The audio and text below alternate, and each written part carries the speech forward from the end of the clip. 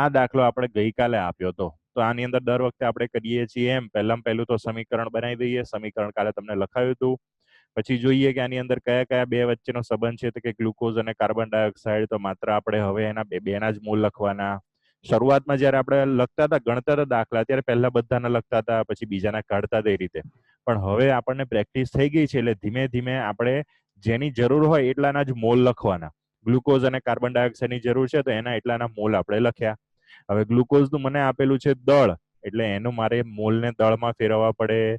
મોલને દળમાં ફેરવવા માટે આપણે એના અણુભાર 180 વડે ગુણવા પડે. ગ્લુકોઝનો અણુભાર 180 હોય. Just a minute. રેડી? તો 180 ગ્રામ ગ્લુકોઝ છે અને આપણને કાર્બન ડાયોક્સાઇડના અણુઓ પૂછ્યા છે. તો કાર્બન ડાયોક્સાઇડના અણુઓ માટે આપણે એને મોલને અણુમાં ફેરવવા 6 ગુણ્યા એવોગેડ્રો આંક, એટલે કે 6.022 ગુણ્યા 10⁻23 કરીએ. તો ચલો, 180 ગ્રામ ગ્લુકોઝ બનાવવા માટે કાર્બન ડાયોક્સાઇડના કેટલા અણુઓ જોઈએ? તો કે 6 ગુણ્યા 6.022 ગુણ્યા 10⁻23. અહીંયા મને કેટલા ગ્રામ ગ્લુકોઝ આપ્યો? તો કે 1.8 ગ્રામ. તો 180 એ આટલા, તો 1.8 એ કેટલા? સાદો ત્રિરાશિથી ગુણાકાર કરવાનો છે. તો 1.8 ગુણ્યા 6 ગુણ્યા 6 પડે. આ બધો ગુણાકાર ભાગાકાર કરીએ તો સમજો, પહેલું તો 1.8 ભાગ્યા 180 એટલાનો ભાગાકાર કરીએ તો જવાબ આવે 0.01. બરાબર? કેલ્ક્યુલેટરમાં કેવી રીતે તમારે સ્ટેપ બાય સ્ટેપ કરવાનું, અથવા તો સાદી રીતે વગર કેલ્ક્યુલેટરે કેવી રીતે કરવાનું એ આપણે જોઈએ. તો 1.8 ભાગ્યા 180 કરીએ તો જેને મેથ્સ પ્રોપર ફાવે છે એને તરત ખબર પડે કે જવાબ આવે 0.01. એના ગુણ્યા 6 કરું તો જવાબ આવે 0.06. આપણો જે એવોગેડ્રો આંક છે એને હમણાં એમને રહેવા દેવાનો. ચલો નેક્સ્ટ, એના પછી આ જે 0.06 છે એને આપણે 6.022 વડે ગુણી નાખીએ, એટલે કે પટેલનો ગુણાકાર કરી દઈએ તો જવાબ આવશે કંઈક આવો 0.36 132 ગુણ્યા 10⁻23.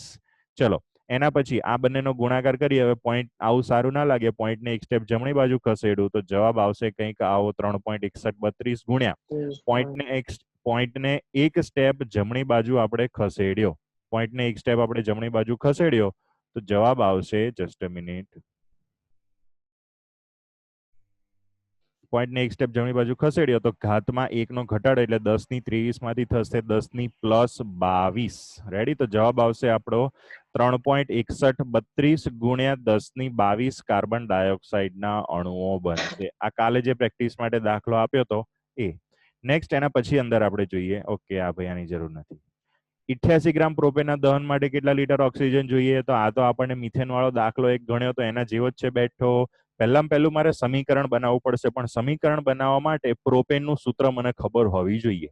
તમને મેં એટલા માટે નતું આપેલું કે તમે 10માં ભણ્યા હતા, એટલે જો ના આવડતું હોય તો તમે 10માની ટેક્સ્ટબુક એકવાર ખોલશો. પ્રોપેન એટલે 3 કાર્બન વાળો આલ્કેન, C3H8. બરાબર?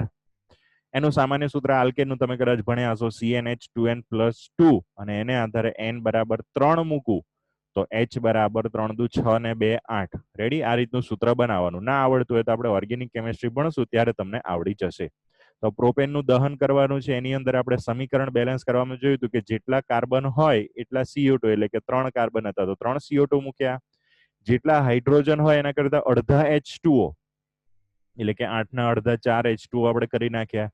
છેલ્લે ઓક્સિજન બેલેન્સ કરવા જમણી બાજુ આપણને દેખાય છે કે પાણીના 4 ઓક્સિજન અને કાર્બન ડાયોક્સાઇડના 3 દુ 6, એમ ટોટલ 10 ઓક્સિજન જમણી બાજુ છે. તો ડાબી બાજુ 10 કરવા માટે O2 ને 5 વડે ગુણું તો 5 દુ 10 ઓક્સિજન થઈ ગયા. એટલે સમીકરણ થઈ ગયું આપણું બેલેન્સ.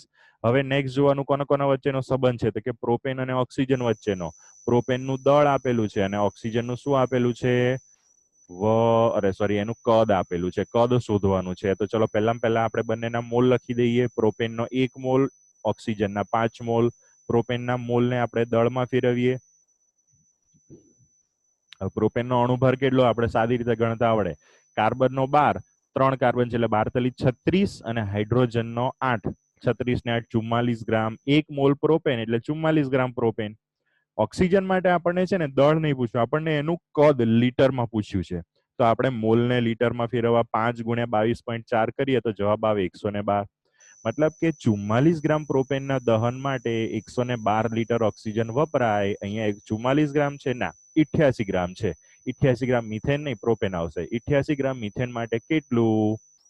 તો 88 × 112 ભાગ્યા 44, જવાબ આવશે 224 લીટર ઓક્સિજન જોઈશે.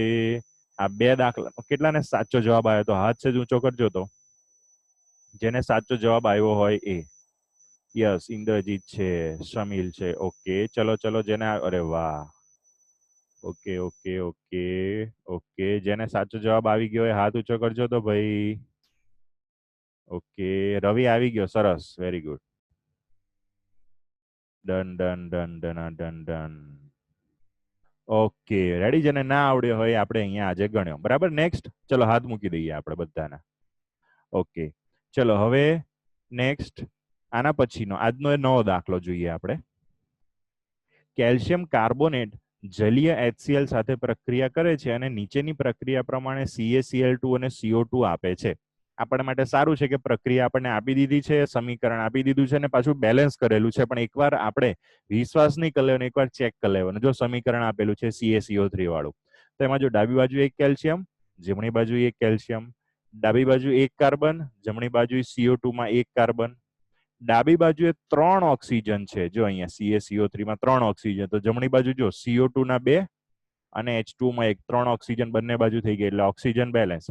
હાઇડ્રોજન નું ચેક કરીએ. ડાબી બાજુ 2 હાઇડ્રોજન, તો જમણી બાજુ H2 માં 2 હાઇડ્રોજન છે અને ડાબી બાજુએ 2 ક્લોરીન છે, તો જમણી બાજુએ CaCl2 માં 2 ક્લોરીન છે. મતલબ કે બધા જ પરમાણુઓ બેલેન્સમાં છે, મતલબ કે સમીકરણ સંતુલનમાં છે. હવે આ સમીકરણ માટે તત્વયોગમિતિ ગણતરીમાં શું પૂછ્યું છે? તો કે 44 ગ્રામ HCl સાથે, HCl ક્યાં દેખાય છે? તો કે અહીંયા, એની સાથે સંપૂર્ણ રીતે પ્રક્રિયા કરવા માટે કેલ્શિયમ કાર્બોનેટનું કેટલું દળ જોશે? હવે એક વસ્તુ કદાચ તમે ભણ્યા હશો, તમારે યાદ હશે, ના ખબર હોય તો કહી રાખું કે જે કેલ્શિયમ કાર્બોનેટ છે, અહીંયા જો સમીકરણમાં લખેલું છે સ્મોલ s, CaCO3s. s મતલબ કે સોલિડ, ઘન સ્વરૂપનો કેલ્શિયમ કાર્બોનેટ હશે. તો એના માટે આપણે દળ લઈએ. HCl છે ને, એ HCl જલીય દ્રાવણ સ્વરૂપે છે. હવે HCl નું મને આપેલું છે દળ, જો લખેલું છે 44 ગ્રામ HCl સાથે, એટલે કે HCl નું દળ અને કેલ્શિયમ કાર્બોનેટ નું પણ દળ શોધવાનું છે. 44 ગ્રામ HCl સાથે પ્રક્રિયા કરવા માટે CaCO3 નું કેટલું દળ જોશે? તો જો નેક્સ્ટ આપણે ગણતરી કરવા માટે પહેલું સમીકરણ લખી નાખીએ. સમીકરણની તત્વયોગમિતિ પ્રમાણે દરેકની આગળ જે સહગુણકો છે આપણે નીચે મોલના સ્વરૂપમાં લખીએ. હવે અહીંયા આપણે બેનો જ સંબંધ જોઈએ છે, એક કેલ્શિયમ કાર્બોનેટ અને બીજો HCl. એ બંને વચ્ચેના સંબંધની આપણે જરૂર છે, તો આપણે માત્ર બેના જ મોલ લખીએ. કેલ્શિયમ કાર્બોનેટનો 1 મોલ, HCl ના 2 મોલ. હવે આપણે મોલ સાથે લેવા દેવા નથી, આપણે તો બંનેના દળ સાથે લેવા દેવા છે. એટલે પહેલું આપણે બંનેના મોલને દળમાં ફેરવવા પડશે. મોલને દળમાં ફેરવવા માટે અણુભાર વડે ગુણવા પડે. કેલ્શિયમ કાર્બોનેટનો અણુભાર આપણે અગાઉ પણ પ્રેક્ટિસ કરી હતી, અત્યારે પણ તમે ગણી શકો. એનો અણુભાર આવશે 100. તો 1 મોલ એટલે દળ કેટલું થશે? તો કે 100 ગ્રામ. વાર્તા કરું HCl ની, એમાંય દળની જ જરૂર છે. તો HCl નો અણુભાર હાઇડ્રોજનનો 1, ક્લોરીનનો 35.5, એટલે કે ટોટલ એનો અણુભાર થશે 36.5. અણુભાર 36.5, 2 મોલ છે એટલે 2 ગુણ્યા 36.5, તો એનું દળ આવશે 73 ગ્રામ. હવે આપણે સંબંધ બનાવીએ કે 73 ગ્રામ HCl સાથે પ્રક્રિયા કરવા માટે 100 ગ્રામ કેલ્શિયમ કાર્બોનેટ જોઈએ, કેમ કે આપણે બંનેના મોલને ડાયરેક્ટ દળમાં ફેરવી દીધા. 1 મોલ કેલ્શિયમ કાર્બોનેટ એટલે 100 ગ્રામ, 2 મોલ HCl એટલે કે 73 ગ્રામ. તો 73 ગ્રામ સાથે પ્રક્રિયા કરવા માટે મારે 100 ગ્રામ જોઈએ છે. તો અહીંયા જે મને પૂછેલું છે ને, 44 ગ્રામ HCl સાથે પ્રક્રિયા કરવા માટે કેટલા ગ્રામ કેલ્શિયમ કાર્બોનેટ જોશે? તો સાદું સિમ્પલ, 73 માટે 100, તો 44 માટે કેટલું? 44 ગુણ્યા 100 ભાગ્યા 73, જવાબ આવશે 60.2739 ગ્રામ કેલ્શિયમ કાર્બોનેટ જોશે. ડન. ચલો હવે અત્યારે તમારે સ્ક્રીનશોટ લેવો હોય તો સ્ક્રીનશોટ લઈ લેજો, બરાબર. એટલે કે જેથી કરીને તમારે પછીથી લખવું હોય તો લખી શકાય, બરાબર. જોડે જોડે લખવું હોય તો જોડે જોડે લખતા રહેવાનું, જે લોકોને ખબર પડતી હોય એ લોકોને. જેને માત્ર સમજવાનું છે એ સ્ક્રીનશોટ લઈ લેશે તો પણ ચાલશે. આગળ જઈએ 7મા નંબરના એક્સ્ટ્રા દાખલા પછી. નેક્સ્ટ સ્વાધ્યાયનો 1.36 નંબરનો આપણી પાસે સવાલ છે, એ પણ બહુ મસ્ત છે. આગળના દાખલામાં કોઈને ના ખબર પડી હોય એવું થયું છે તો હાથ ઊંચો કરજો ભાઈ. આની આગળનો જે દાખલો હતો એમાં CaCO3 HCl વાળો. ચલો, કોઈને કોઈ પ્રોબ્લેમ નથી તો આગળ નેક્સ્ટ જઈએ સ્વાધ્યાયનો, ચોપડીના સ્વાધ્યાયનો 1.36મો. પ્રયોગશાળામાં મેંગેનીઝ ડાયોક્સાઇડ, એનું સૂત્ર સારું છે, આપણને આપી દીધું MnO2. એની જલીય હાઇડ્રોક્લોરિક એસિડ એટલે ફરી HCl આવ્યો, એની સાથે નીચે પ્રમાણે પ્રક્રિયા કરીને ક્લોરીન બનાવવામાં આવે છે. તો 5 ગ્રામ મેંગેનીઝ ડાયોક્સાઇડ સાથે HCl ના કેટલા ગ્રામ પ્રક્રિયા કરશે? સમીકરણ આપેલું છે પણ વિશ્વાસ નહીં કરવાનો, પહેલા ચેક કરી લેવાનું. જો શરૂ કરીએ આપણે.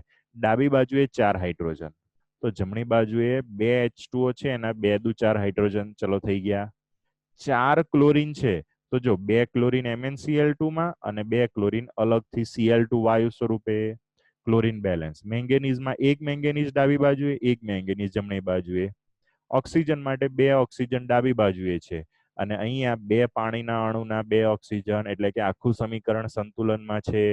તો હવે આગળ જવાનું. કોનો કોના વચ્ચેનો સંબંધ પૂછ્યો છે? તો કે એક મેંગેનીઝ ડાયોક્સાઇડ એટલે કે MnO2 અને બીજું HCl એટલે કે હાઇડ્રોક્લોરિક એસિડ, બંને પ્રક્રિયકો જ છે. તો આગળની જેમ કેલ્શિયમ કાર્બોનેટ અને HCl વચ્ચેનો સંબંધ હતો એમ અહીંયા MnO2 અને HCl વચ્ચેનો સંબંધ છે.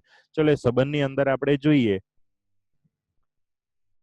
બંનેના મોલ લખીએ. જો HCl છે તો HCl ના 4 લખ્યું છે આગળ એટલે 4 મોલ, MnO2 નો 1 મોલ. ચલો MnO2 નો પહેલો આપણે અણુભાર શોધવો પડશે, કારણ કે બંનેના મને દળ શોધવાના કીધા છે. મતલબ કે મેંગેનીઝ ડાયોક્સાઇડ નું દળ આપેલું છે અને HCl નું દળ આપણે શોધવાનું છે. તો આપણે પહેલા બંનેના મોલને દળમાં ફેરવવા પડશે. મોલને દળમાં ફેરવવા માટે બંનેના અણુભાર જોઈએ. HCl નો અણુભાર તો આપણને ખબર જ છે 36.5, હમણાં આગળના દાખલામાં ગણ્યો. 4 ગુણ્યા 36.5 એટલે કે 146 ગ્રામ. 146 ગ્રામ HCl છે, પણ MnO2 નો અણુભાર શોધવો પડશે.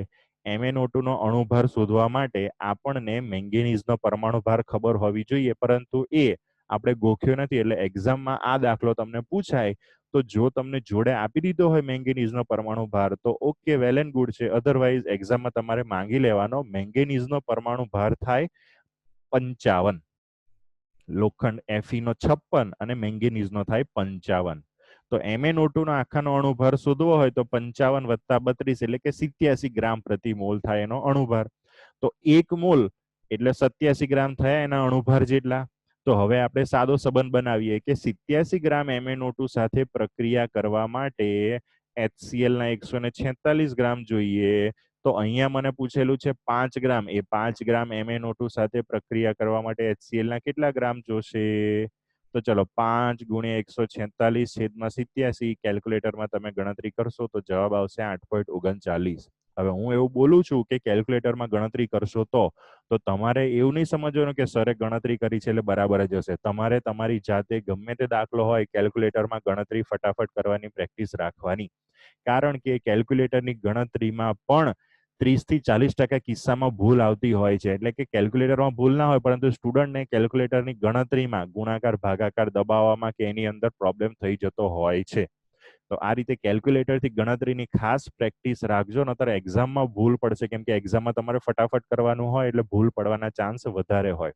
તો અહીંયા ભલે ગણીને આપેલો હોય, તમારે જાતે ગણતરી કરી લેવાની. તો 146 ગુણ્યા 5 ભાગ્યા 87 કરો તો જવાબ આવશે 8.39 ગ્રામ HCl. મતલબ કે 5 ગ્રામ મેંગેનીઝ ડાયોક્સાઇડ સાથે પ્રક્રિયા કરવા HCl ના 8.39 ગ્રામ જોશે. ચલો આ દાખલામાં જેને ના ખબર પડી હોય હાથ ઊંચો કરજો. હાથ ઊંચો કરજો 1, હાથ ઊંચો કરજો 2, હાથ ઊંચો કરજો 3, હાથ ઊંચો કરજો 4, હાથ ઊંચો કરજો 5. ઓકે, ચલો કોઈ પ્રોબ્લેમ નથી. તો નેક્સ્ટ આપણે આગળ વધીએ સ્વાધ્યાયનો 1.34 નંબરનો.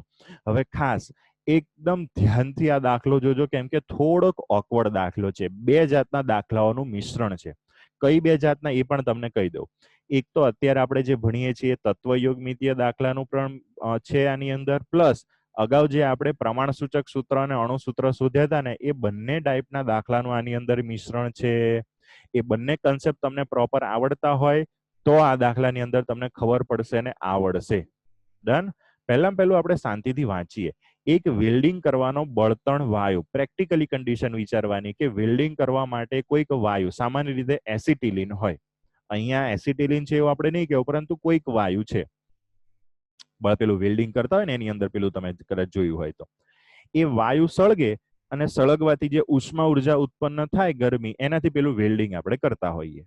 હવે એ બળતણ વાયુ કાર્બન અને હાઇડ્રોજન ધરાવે છે. મતલબ કે જે પણ વાયુ આપણે અંદર નાખીએ છીએ કાર્બન હાઇડ્રોજન ધરાવે છે. બે જ તત્વો, મતલબ કે અહીંયા ફિક્સ કહી દીધું, બે જ તત્વો કાર્બન અને હાઇડ્રોજન. વેલ્ડિંગ સાથે અત્યારે આપણે લેવા દેવા નથી, આપણે ખાલી વાયુ ઉપર ફોકસ કરીએ તો એક ઇન્ફોર્મેશન આપણને એવી મળી કે એમાં માત્ર બે જ તત્વો છે, કાર્બન અને હાઇડ્રોજન. બીજું, તેના થોડા પ્રમાણને ઓક્સિજનની હાજરીમાં બાળતા, મતલબ કે એ જે વાયુ છે ને એને આપણે બાળવાનો છે, મતલબ કે એનું દહન કરાવવાનું છે ઓક્સિજન સાથે પ્રક્રિયા. હવે કાર્બન અને હાઇડ્રોજન ધરાવતા સંયોજનો એટલે કે કાર્બનિક હાઇડ્રોકાર્બન સંયોજનો હોય એનું દહન થાય ઓક્સિજન સાથે પ્રક્રિયા. તો આપણે આગળ આપણે મિથેન અને પ્રોપેનમાં જોયું કે બે વસ્તુ બને, કાર્બન ડાયોક્સાઇડ ને પાણી. તો એ પણ અહીંયા આપણને આપેલું છે કે 3.38 ગ્રામ કાર્બન ડાયોક્સાઇડ બને છે અને 0.69 ગ્રામ અથવા તો 0.690 ગ્રામ પાણી આપે છે. 69 પછી જે 0 છે એની કોઈ વેલ્યુ નહીં, એટલે આપણે 0.69 0.69 બોલીએ કે 0.690 બોલીએ, બંને વસ્તુ સેમ થાય. બે વસ્તુ આટલા દળનું મને મળે છે.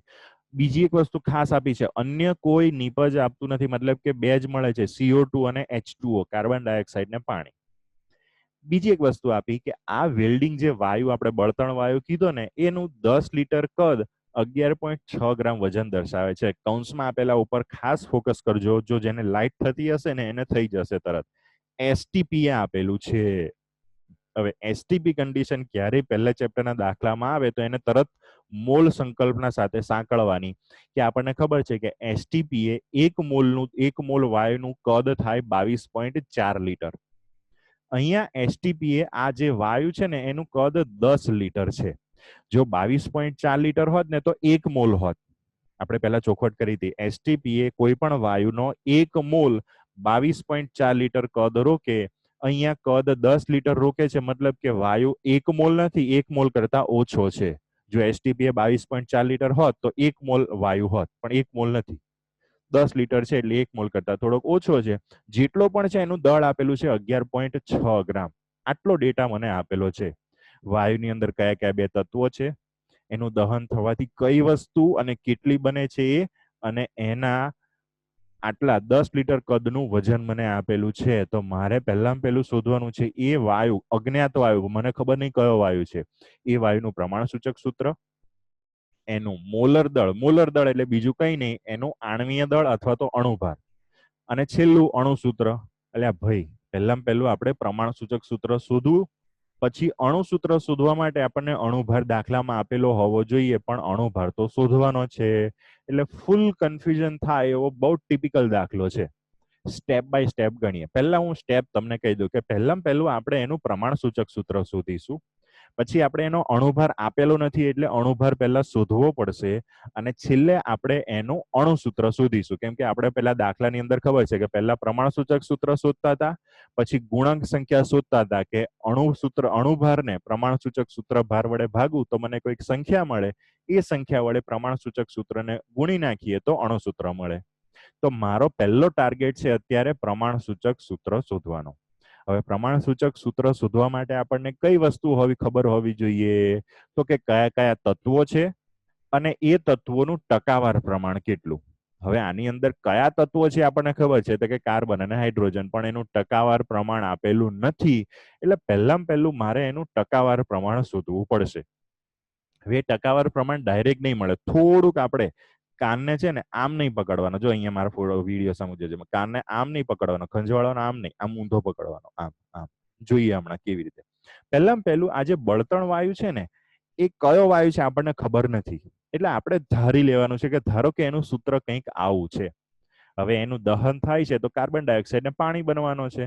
કાર્બન ડાયોક્સાઇડ ને પાણી બને છે તો એનું સમીકરણનું બેલેન્સ કેવી રીતે કરવું, એના માટે હું તમને પહેલું એક મિથેનનું ઉદાહરણ સમજાવું કે મિથેનનું દહન થતું હતું તો કાર્બન ડાયોક્સાઇડ ને પાણી બનતા, તેને કેવી રીતે બેલેન્સ કરતા હતા, તો કે જેટલા કાર્બન એટલા CO2, જેટલા હાઇડ્રોજન એના કરતા અડધા H2O, છેલ્લે બંનેની ગણતરી કરીને ઓક્સિજનને આપણે બેલેન્સ કરતા હતા. એ જ રીતે હમણાં આજે આપણે પ્રોપેનનું બેલેન્સ કર્યું, પ્રોપેનના દહનની પ્રક્રિયાનું. તો જેટલા કાર્બન હતા 3 તો એટલા CO2, જેટલા હાઇડ્રોજન હતા 8 એના અડધા H2O. ઓકે, પછી આપણે ઓક્સિજન ગણ્યા, જેટલા ઓક્સિજન હતા એ પ્રમાણે આપણે ડાબી બાજુએ O2 ની આગળ સંખ્યા મૂકી 5. હવે આ આપણે બેલેન્સ કર્યું સમીકરણ. એની અંદર એક વસ્તુ તમને સમજાવું, ઓક્સિજન બેલેન્સ કરવાની જે વસ્તુ છે ખાસ એ આપણે છેલ્લે જે ઓક્સિજન બેલેન્સ કર્યો એમાં આગળ સંખ્યા મૂકી 5, પ્રોપેન વાળામાં 5 મૂકી, મિથેન વાળામાં 2 મૂકી. હવે આપણે 2 અને 5 કેમ મૂક્યા? તો કે મિથેન વાળી પ્રક્રિયાની અંદર તમે જોઈ શકો છો કે ઓક્સિજન જમણી બાજુ કેટલા છે? તો કે CO2 ના 2, H2O ના 2, એટલે 2 ને 2 4. એના અડધા એટલે કે 2 આપણે ડાબી બાજુએ મૂક્યા, 2 O2. નીચેનું સમીકરણ તમને બતાવું કે નીચેના સમીકરણમાં જો 3CO2 એટલે કે એના 3 દુ ને 6 ઓક્સિજન અને પાણીના 4 ઓક્સિજન, 6 ને 4 10 ઓક્સિજન જમણી બાજુએ થયા, તો 10 ના અડધા કેટલા? તો કે 5. તો જમણી બાજુ જેટલા ઓક્સિજન થાય છે એના અડધા આપણે O2 ની આગળ સંખ્યા લખવાની. જો 50 થતી હોય તો 25 O2 લખવાના. જો જમણી બાજુ 40 O2 થતા હોય તો 20 O2 આપણે ડાબી બાજુ લખવાના. આ બેલેન્સ કરવાની એક ટેકનિક તમને સમજાવી. એ જ રીતે ધારો કે હું એવું વિચારું છું કે આપણી પાસે જે અત્યારે વાયુ આપેલો છે એમાં 2 તત્વો છે, કાર્બન અને હાઇડ્રોજન, પણ સૂત્ર તો મને ખબર નથી. એટલે ધારી લઉં છું કે એ વાયુનું સૂત્ર છે CXHY. કેટલા કાર્બન કેટલા હાઇડ્રોજન આપણને સૂત્ર જ નહીં ખબર, તો કેવી રીતે એનું સૂત્ર લખવું? એટલે સંખ્યાને બદલે હું ધારી લઉં X અને Y. X જેટલા કાર્બન છે, Y જેટલા હાઇડ્રોજન છે. તો ચલો બેલેન્સ કેવી રીતે કરતા હતા? જેટલા કાર્બન એટલા CO2. અહીંયા કાર્બન કેટલા છે? X, CXHY. X જેટલા કાર્બન છે તો X CO2 કરી નાખું. હાઇડ્રોજન કેટલા છે? તો કે Y, એના અડધા એટલે કે Y/2 જેટલા H2O. હવે છેલ્લે ઓક્સિજન બેલેન્સ કરવામાં આપણે શું કરતા હતા? તો કે જમણી બાજુ જેટલા ઓક્સિજન છે એનો ટોટલ સરવાળો કરીને ભાગ્યા 2 કરીએ. ચલો જમણી બાજુ ઓક્સિજન કેટલા છે? તો કે જો અહીંયા દેખાય છે XCO2 એટલે કે એના કેટલા થશે? 2x H2O થશે. Just a minute. ની અંદર આપણે કેટલા ના ખબર પડી? Rays your hand.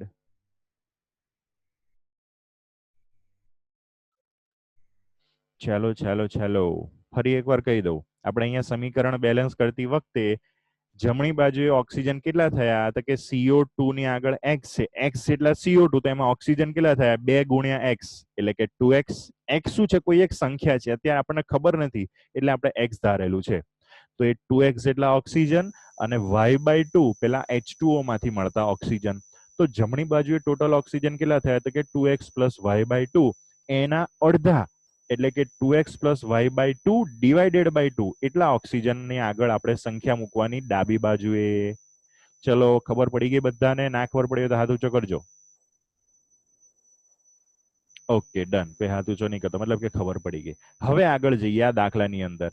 પહેલું આ દાખલો સમજતા પહેલા આપણે આજે એક નવો કન્સેપ્ટ ભણ્યા કે તમને કોઈ પણ કાર્બનિક સંયોજનના દહનની પ્રક્રિયા આપેલી હોય, CXHY CYHZ CXHYOZ, આ ટાઈપનું કોઈ પણ જનરલ કાર્બનિક પદાર્થ આપેલો હોય તો એનું બેલેન્સ કેવી રીતે કરવાનું એ અત્યારે તમે શીખી ગયા. હવે દુનિયાનો કોઈ પણ કાર્બનિક પદાર્થ આવે એના દહનની પ્રક્રિયાને તમને બેલેન્સ કરતા આવડે.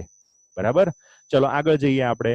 આ દાખલાની અંદર મને 2 વસ્તુ આપેલી છે કે એનું દહન કરું ને આ વાયુનું, તો મને 3.38 ગ્રામ કાર્બન ડાયોક્સાઇડ અને 690 ગ્રામ પાણી આપે છે. અહીંયા દાખલાની અંદર મને આપેલું છે. જોઈએ એની અંદર. જો CO2 આપણી પાસે, CO2 નો અણુભાર કેટલો? તો કે 44 ગ્રામ. હવે એ 44 ગ્રામ CO2 માં કાર્બન કેટલો? 1. જો સૂત્ર ઉપર ફોકસ કરજો. કાર્બન ડાયોક્સાઇડ એટલે CO2. CO2 માં કાર્બન કેટલો? 1.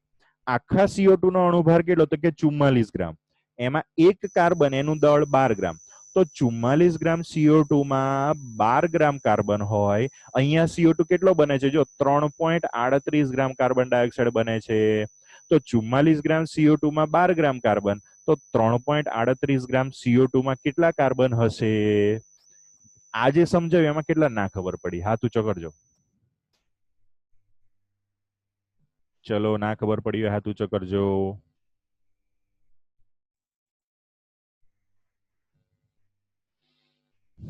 ઓકે ચલો આટલાની અંદર ખબર પડી ગઈ. મતલબ કે આખા સંયોજનમાં કાર્બનનો ભાગ કેટલો હતો? તો કે 44 ગ્રામમાં 12 ગ્રામ. 44 માં 12 હોય તો 3.38 માં કેટલો? તો જો અહીંયા ગણતરી કરી, 3.38 ગુણ્યા 12 ભાગ્યા 44 એટલે કે 0.9218 ગ્રામ કાર્બન. મતલબ કે પેલો કાર્બનિક જે વાયુ હતો ને એનું દહન કરું તો જે CO2 બન્યો એ CO2 માં કાર્બન કેટલો હતો? તો કે 0.9218 ગ્રામ. મતલબ કે મળતી નિપજમાં 0.9218 ગ્રામ કાર્બન હતો. ચલો આગળ બીજી ગણતરી કરીએ. મને પાણીનું આપેલું છે 0.690 ગ્રામ પાણી છે. તો ફરી પાછું CO2 ની જેમ જ H2O નો અણુભાર કેટલો? તો કે 18. એક H2O માં હાઇડ્રોજન કેટલા? 2. અને એનું વજન કેટલું થાય? તો કે 2 ગ્રામ. તો 18 ગ્રામ પાણીમાં 2 ગ્રામ હાઇડ્રોજન. અહીંયા કેટલું પાણી બને છે? તો કે 0.69 ગ્રામ. તો 18 ગ્રામમાં 2 ગ્રામ હાઇડ્રોજન, તો 0.69 ગ્રામ પાણી H2O માં કેટલા ગ્રામ હાઇડ્રોજન હશે? 0.69 ગુણ્યા 2 ભાગ્યા 18, એટલે કે 0.0767 ગ્રામ હાઇડ્રોજન. આ કેમ મેં ગણતરી કરી? તો આ ગણતરી કરવાનું કારણ એટલું કે જે મને નિપજ તરીકે CO2 ને પાણી મળે છે એમાં કાર્બન અને હાઇડ્રોજનનું દળ કેટલું છે? બીજો સવાલ તમને એવો થાય કે કેમ આપણે કાર્બન અને હાઇડ્રોજનનું જ ગણ્યું? તો કે ભાઈ મારા વાયુની અંદર કાર્બન અને હાઇડ્રોજન છે એનું ટકાવાર પ્રમાણ શોધવાનું હતું.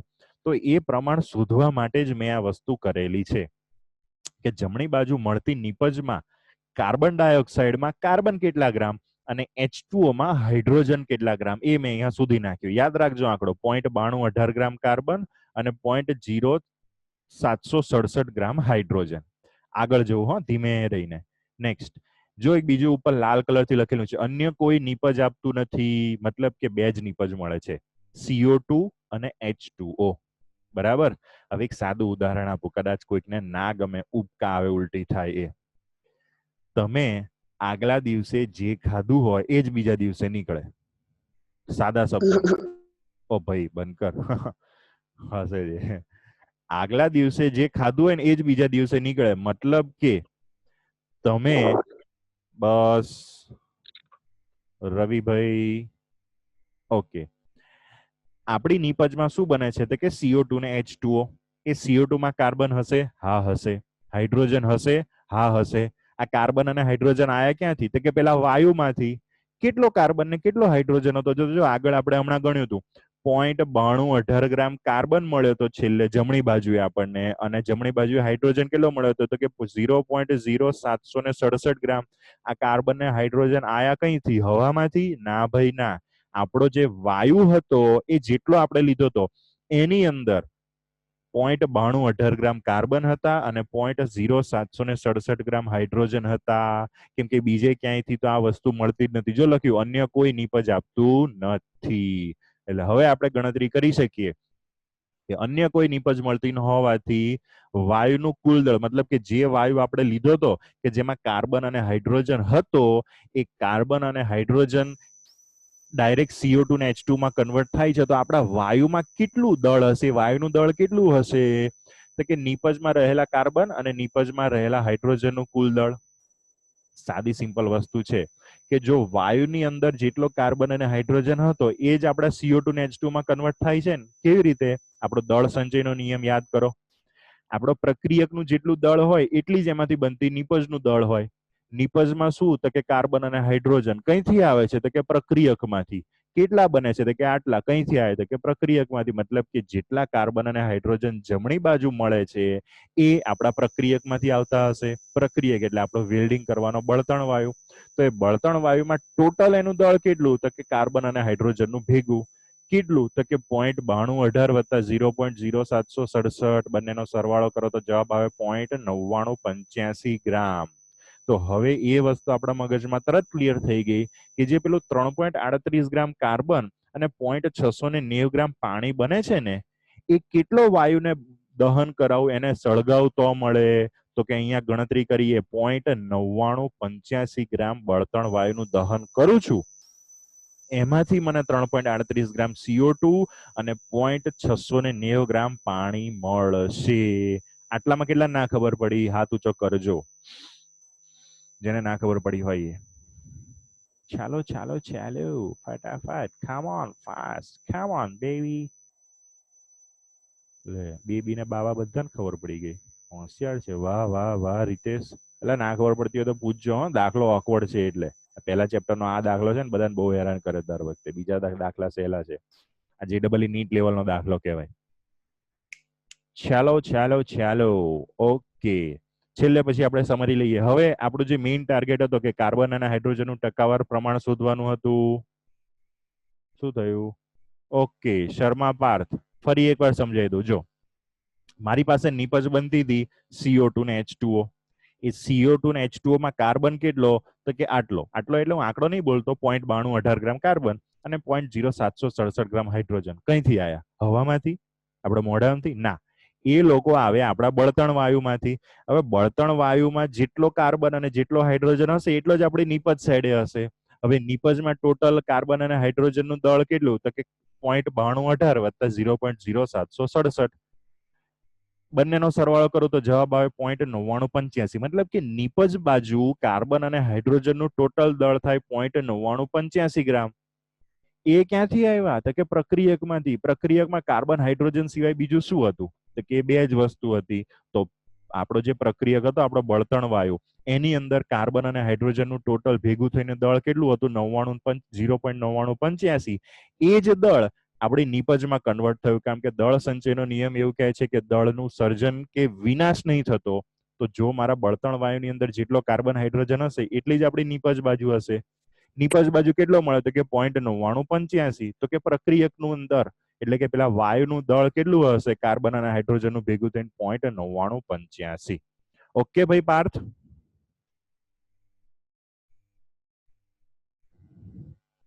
પાર્થ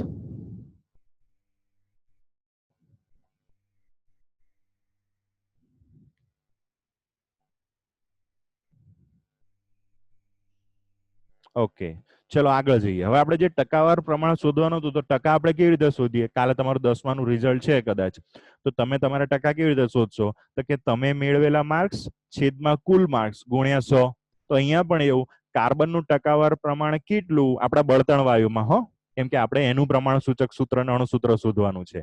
તો કાર્બનના ટકા શોધવા માટે એ વાયુમાં કાર્બનનો ટકા કેટલા? તો કે કાર્બનનું દળ. કાર્બનનું દળ કેટલું એ તો આપણે શોધ્યું હમણાં, 0.9218 ભાગ્યા કુલ દળ, એ કાર્બન અને હાઇડ્રોજનનો ટોટલ સરવાળો 0.9218 ભાગ્યા 0.9985 ગુણ્યા ટકા શોધવાના છે એટલે 100 કરું તો જવાબ આવે 92.32%.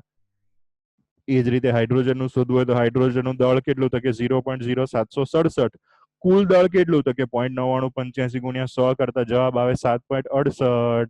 તો કાર્બનનું ટકાવાર પ્રમાણ મળી ગયું, હાઇડ્રોજનનું ટકાવાર પ્રમાણ મળી ગયું. આની અંદર જેને ના ખબર પડી હોય હાથ ઊંચો કરજો.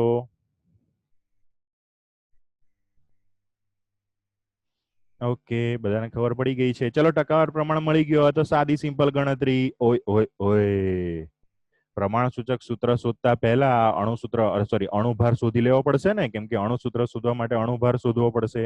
હવે અણુભાર કેવી રીતે શોધીએ? જો મસ્ત અહીંયા આ લોકોએ ડાયરેક્ટ એવું નહીં કીધું કે એ વાયુનો અણુભાર આટલો છે, નહીં તો આપણને તરત ખબર પડી જાય. એ લોકોએ એવું કીધું કે 10 STPA વાયુનું 10 લિટર કદ છે, એનું વજન 11.6 ગ્રામ છે. હમણાં આપણે ચોખવટ કરી કે STPA કોઈ પણ વાયુનું 22.4 લિટર કદ હોય ને તો સમજી લેવાનું કે એ 1 મોલ હશે. હવે પાછું 1 મોલ થી આગળ લઈ જાઓ. 1 મોલનું દળ કેટલું? તો કે એના અણુભાર જેટલું. ના ખબર પડી, ફરી સમજાવું. કોઈ પણ વાયુના 1 મોલનું દળ કેટલું? આપણે પેલું પરમાણુ ભાર ને અણુભાર ગણતા હતા ને, ત્યારે આપણે જોયું હતું કે 1 મોલ એટલે વજન, દળ કેટલું? તો કે એનો અણુભાર જેટલું. 1 મોલનું કદ કેટલું? તો કે 22.4 લિટર. તો હવે ડાયરેક્ટ સંબંધ બને, 22.4 લિટર કદ હોય તો 1 મોલ, અને 1 મોલ તો દળ કેટલું? એના અણુભાર જેટલું. મતલબ કે 22.4 લિટર કદ તો વજન એના અણુભાર જેટલું. તો હવે આપણે ત્રિરાશી મૂકીએ. 10 લિટર કદ છે તો એનું વજન કેટલું છે? 11.6 ગ્રામ. અહીંયા આપેલું છે 10 લિટર કદનું વજન 11.6 ગ્રામ. 22.4 લિટર કદ હોય તો એનું કેટલું વજન? તો કે 22.4 ગુણ્યા 11.6 ભાગ્યા 10. જવાબ આવ્યો 25.984. આ કેમ મેં કર્યું? તો કે જો ત્રિરાશીમાં નીચે શું હતું? તો કે 22.4 લિટર કદનું વજન, 22.4 લિટર એટલે 1 મોલ, અને 1 મોલનું જે વજન અહીંયા મને મળ્યું એટલે કે 85.984, એ થયું એનું આણ્વીય દળ, એનો અણુ ભાર. આમાં કેટલા ના ખબર પડી? ચલો જલ્દી ફટાફટ હાથ ઊંચો કરજો. ના ખબર પડી હાથ ઊંચો કરજો ભાઈ, ચેટિંગમાં ના લખતા, પોસિબલ હોય તો. ઓકે, જો આ પાછું ભાઈ હાથ ઊંચો કરી દેવાનો. ચેટિંગમાં વારે વારે મારે સાઈડમાંથી ફરી જવું પડે. રેડી? જો હા, નિયમ અને પૃથ્વીરાજ. જો આપણે સાદું સિમ્પલ અહીંયા એ લોકોએ આપેલું છે કે 10 લિટરનું વજન 11.6 ગ્રામ. હવે આપણે અણુભાર શોધવાનો છે, એને માટે કહું કે 10 લીટર સોરી 22.4 લીટર એટલે 1 મોલ અને 1 મોલનું જે દળ એ જ એનો અણુભાર. તો હવે ડાયરેક્ટ આપણે કનેક્શન મારીએ કે 22.4 લીટરનું જે દળ હશે એ જ એનો અણુભાર હશે.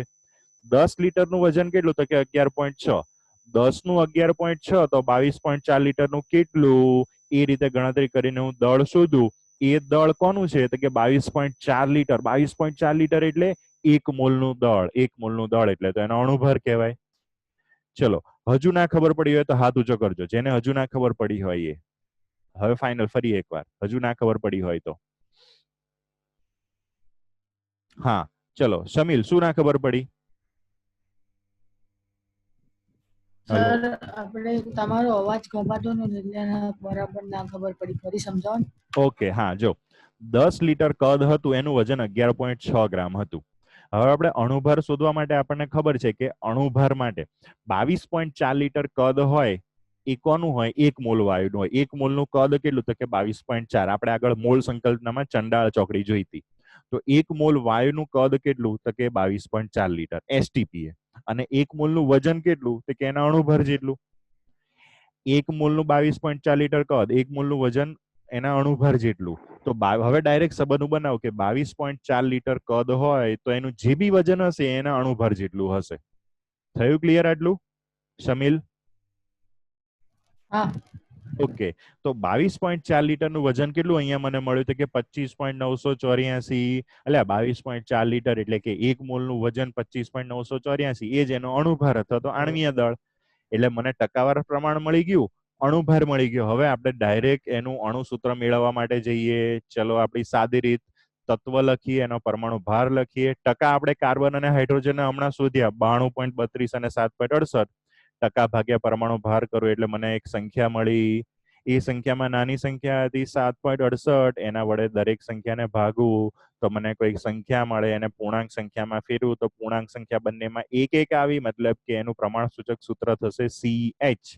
પ્રમાણસૂચક સૂત્ર મળી ગયા પછી આપણે એનો પ્રમાણસૂચક સૂત્ર ભાર શોધીએ. કાર્બનનો 12, હાઇડ્રોજનનો 1 એટલે કે 13. આપણે ગુણક સંખ્યા શોધવા માટે આણ્વીય દળ અથવા તો અણુભારને પ્રમાણસૂચક સૂત્ર દળ વડે ભાગીએ. એટલે કે 25.984 ભાગ્યા 13 એટલે કે 1.9987. એને નિયરલી આપણે 2 ગણીએ તો આપણી ગુણક સંખ્યા આવી 2. ગુણક સંખ્યાને 2 ને પ્રમાણસૂચક સૂત્ર CH વડે ગુણતા મને અણુસૂત્ર મળ્યું C2H2. આની સાથે દાખલો પૂરો. કેમ કે પ્રમાણસૂચક સૂત્ર શોધવાનું હતું, અહીંયા મળ્યું CH. મોલર દળ શોધવાનું હતું. મોલર દળ એટલે કે એનું આણ્વીય દળ, અને એ આપણને મળી ગયું 25.984 એટલે કે નિયરલી 26 જેવું કહેવાય. અને છેલ્લે અણુસૂત્ર પણ આપણને મળી ગયું C2H2 એટલે કે એસિટિલિન, ઇથાઇલિન, ઇથાઇન વાયુ.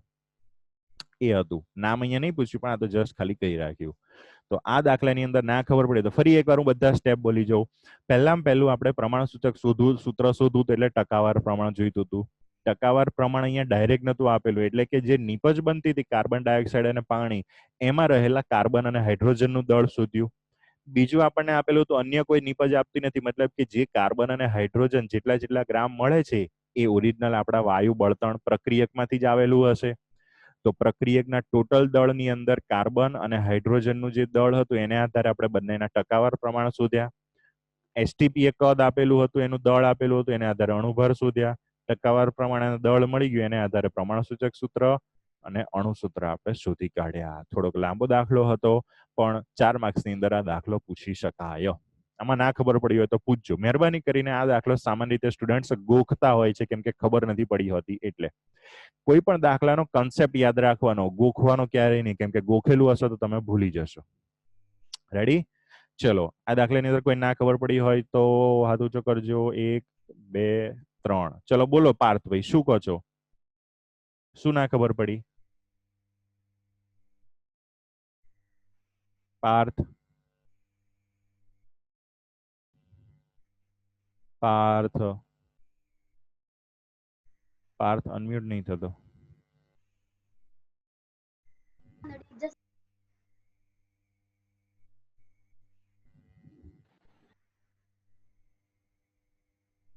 ઓકે, પ્રમાણસૂચક સૂત્રથી. હા, પ્રમાણસૂચક સૂત્ર તો આપણને CH મળ્યું. એને આધારે પ્રમાણસૂચક સૂત્ર ભાર આપણે દર વખતે શોધતા હતા એમ કાર્બનનો 12 અને 1 હાઇડ્રોજનનો 1 એટલે 13 મળી ગયો.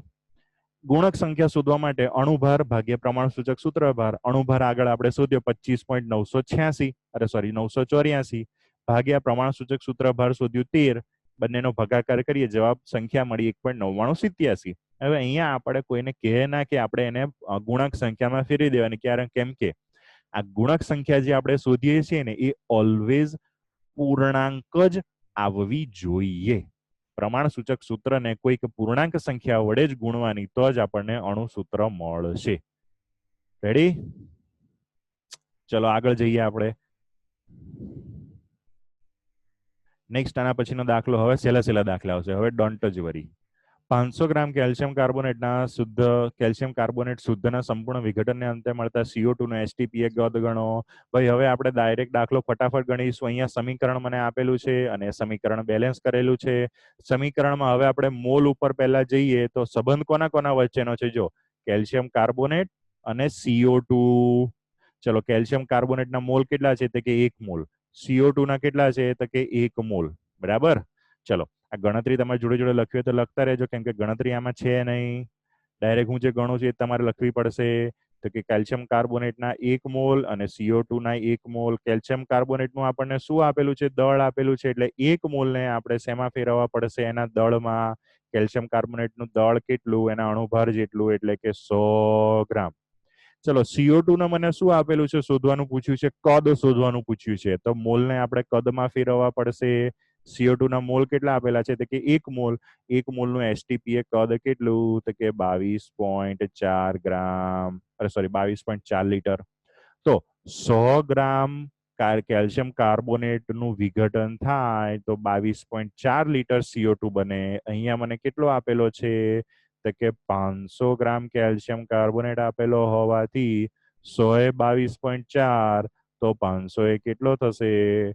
સાદી ત્રિરાશી મૂકીએ તો 500 નહીં બોલવાનું, પોંચે બોલવાનું, બોલતા શીખવાનું હરખું. એવું હોય તો મારી જોડેથી ટ્રેનિંગ લઈ લેવાની. પોંચે, 500 નહીં બોલવાનું. 500 દેશી શબ્દ કહેવાય, પોંચે બોલવાનું. ચલો આપણી ફેવરેટ વસ્તુ આવી ગઈ. મીંડી ગઈ. ફરી બીજી એક મીંડી ગઈ. ઉપર વધ્યો 5 ગુણ્યા 22.4. મારા ભાઈ 5 ગુણ્યા 22.4 જવાબ કેટલો આવશે? ચેટિંગમાં કોકે મને મોકલી દીધો છે. 112 એવું કંઈક કહે છે આ લોકો. જવાબ આવશે 112 લીટર.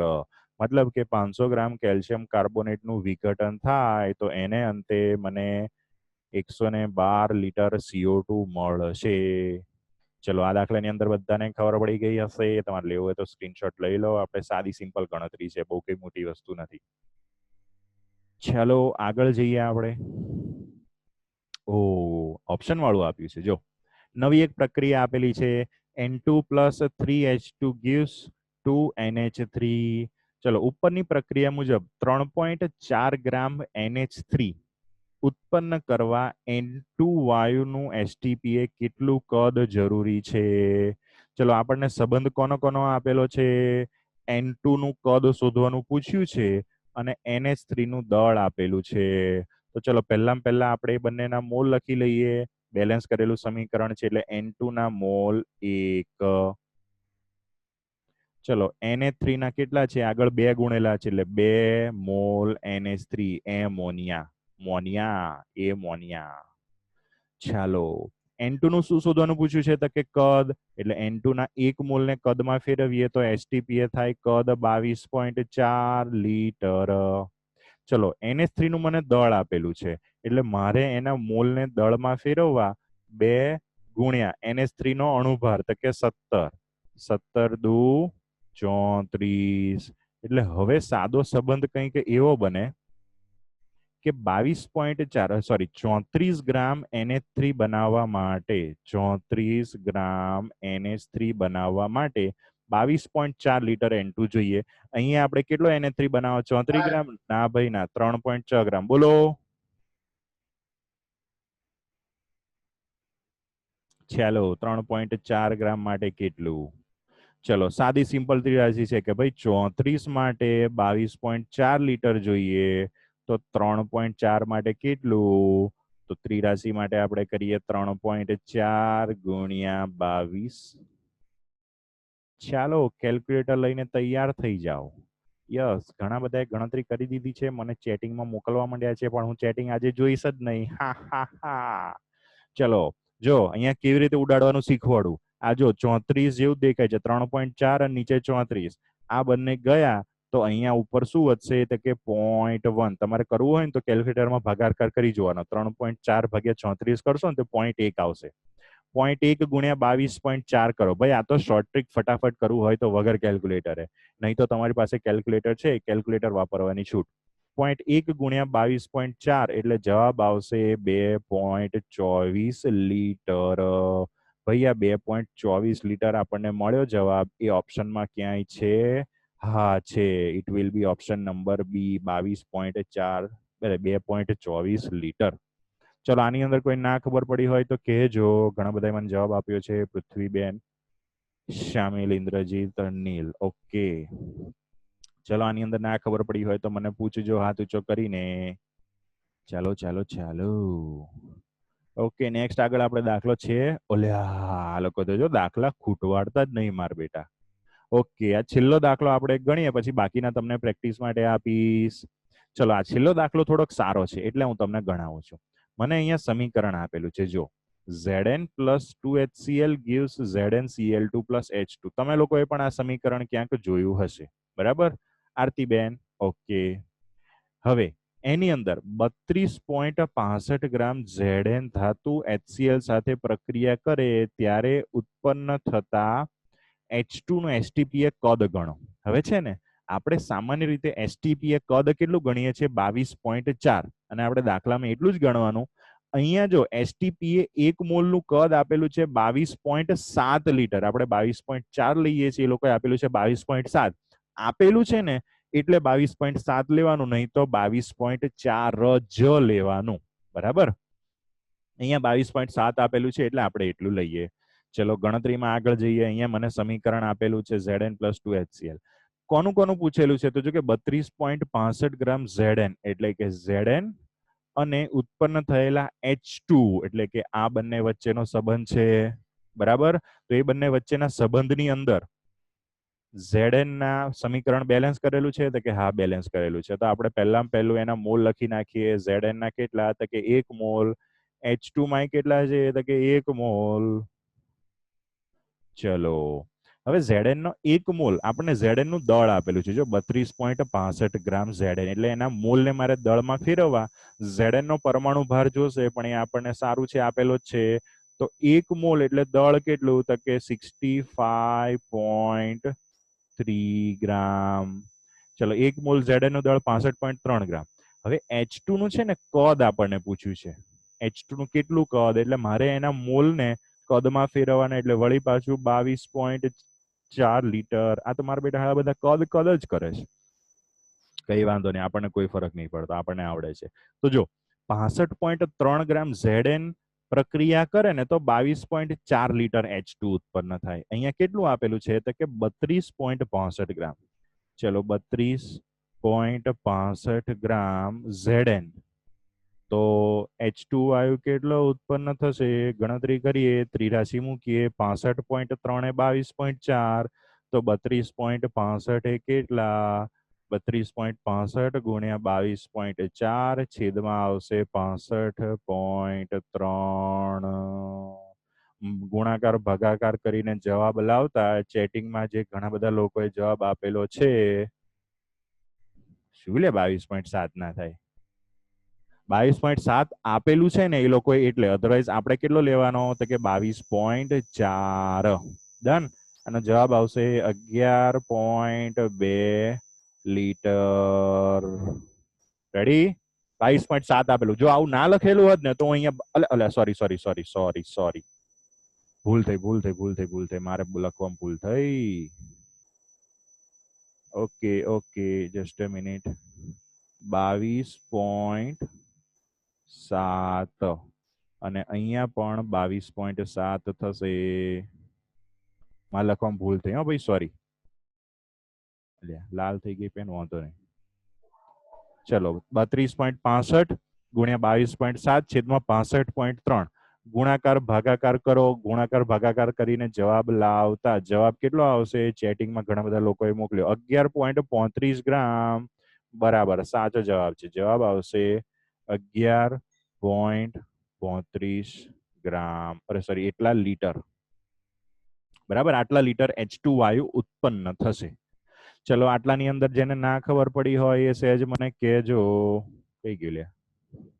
ચોંટસ, ચમ ચોંટસ? 11.35 ગ્રામ નહીં દિયાબેન, 11.35 લીટર કદ છે. બરાબર, ચલો ચલો ચલો. તો આઈ થિંક તમને બધાને ખ્યાલ આવી ગયો હશે. ડન. તમને બધાને ભૂખે લાગી હશે 12:30 જેવું થયું છે એટલે બાકીનો જે દાખલા છે આપણે પ્રેક્ટિસમાં આગળ શાંતિથી ગણશું. જોઈ લઈએ તમને ગણાવવા જેવો કોઈક દાખલો હોય તો. ઓહો, ઓકે, ડન. હવે બીજી એક જાહેરાત.